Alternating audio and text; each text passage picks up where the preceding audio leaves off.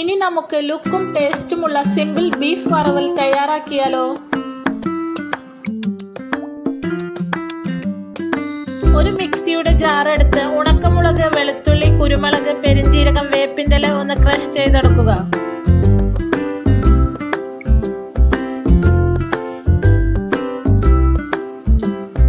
ഒരു പാൻ ചൂടായി വരുമ്പോൾ വെളിച്ചെണ്ണ, പെരിഞ്ജീരകം, ഉണക്കമുളക്, സവോള, വേപ്പില, അല്പം ഉപ്പ് എന്നിവയിട്ട് സോൾട്ട് ചെയ്തെടുക്കുക.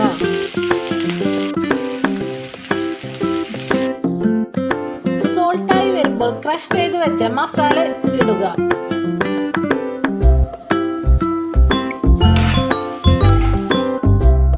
ഇനി അതിലേക്ക് മുളക് പൊടി, മല്ലിപ്പൊടി, ഇറച്ചി മസാലപ്പൊടി എന്നിവയിട്ട് നന്നായി ഇളക്കി കൊടുക്കുക. ഇനി അതിലേക്ക് ബീഫ് വേവിച്ച വെള്ളം ഒഴിച്ചു കൊടുക്കുക.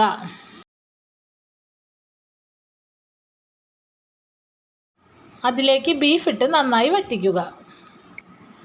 അല്പം ഗരം മസാല പൊടി ഇട്ട് കൊടുക്കുക. അങ്ങനെ ബീഫ് വറവൽ റെഡി.